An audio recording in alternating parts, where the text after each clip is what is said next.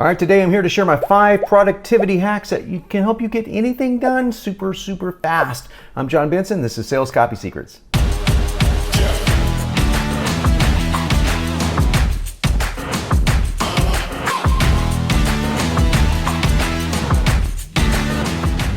Welcome back to my productivity hacks video.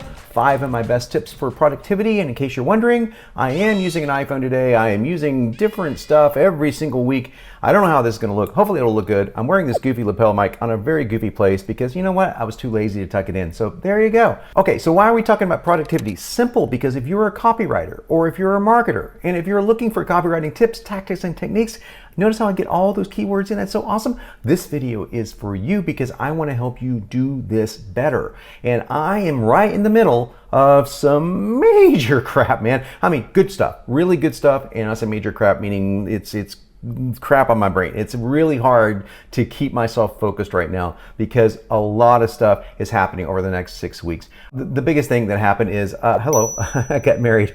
So congratulations. And so we are having a ceremony that's coming up. It's really nice. We are already married, but we're having a ceremony for our friends and family. That's pretty stressful because it's just stressful organizing everything. We're also moving out of the country.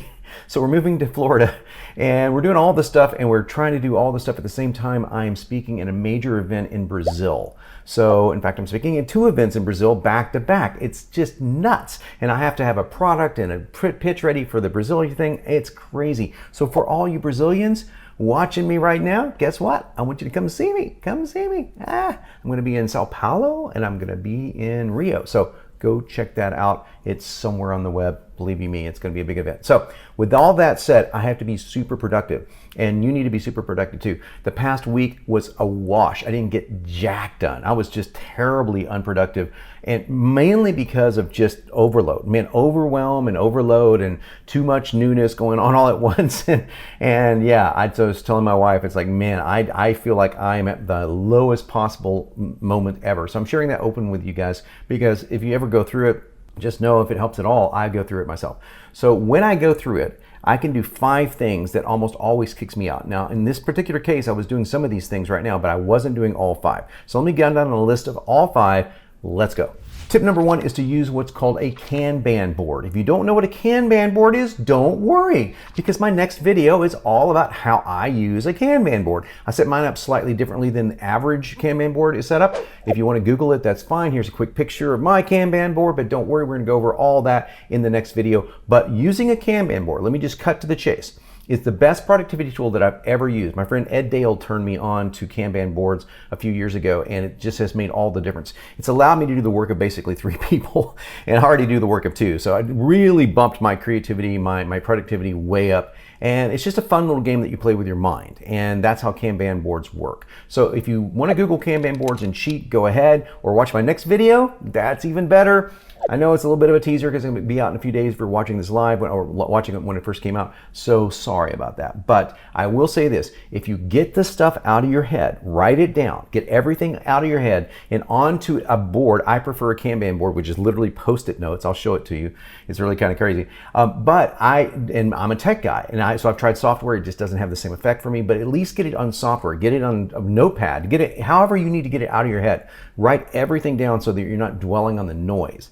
And then just circle the first 2 things you're going to do. That's really the premise of the whole thing. If you do just that, I promise you your productivity will go up. My second tip for productivity is I get up 2 hours earlier than normal. Now, let me just say this parenthetically. I am a massive fan of 8 hours of sleep. I use an Oura Ring on this hand to track my quality of sleep. And if I don't get 7.5 quality hours, I suffer. I'm not like a lot of people that can go on 4 hours of sleep and no problem. I can do 6 hours of sleep if I've gotten 8 hours, then I have to get 6, then 8.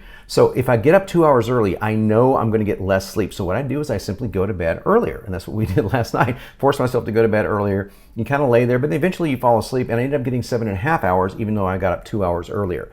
Now that 2 hours earlier allows me to go in to my office and shut everything off. In other words, I don't check email. I don't do videos. I don't look at anything. All I do is one task. And I have that one task on the Kanban board. So I know exactly what I'm going to do. And I focus on this one task. In this case, it was a big monumental task, creating the presentation for Brazil. So I was able to do an entire presentation from scratch, meaning that I didn't have any of it written beforehand, in less than a day, which is a record for even me. I mean, usually it takes me a lot longer to do that because it's all content, it's all fresh, it's all new, and I have to figure out a way to teach it. So I was able to do that only because I got up so much earlier, and I was done with it about around 1 o'clock. So that's pretty impressive, and I want you to try that, give that a shot. And if you're a night owl, then maybe you stay up 2 hours later, but I prefer mornings because you're really non-disturbed and your brain functions better.